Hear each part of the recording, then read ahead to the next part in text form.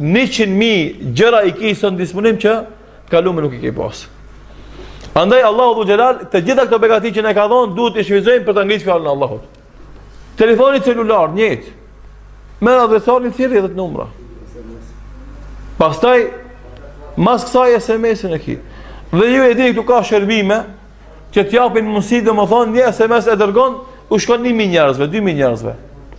Çoje, merri adresat e shqiptarëve që janë në vendin tanë, qytetin tanë apo në rrethin, dhe ato e ki shumë lehtë sot me gjetë nëpërmes adresarëve, nëpërmes internetit, nëpërmes databazave të ndryshme, edhe bën obligim që një herë mujt dua çosh nga një selam, nga një përshëndetje, nga një ajet, nga një hadith, nga një porosi e urtë, e mendshme, që u adridh mendjen dhe zemrën.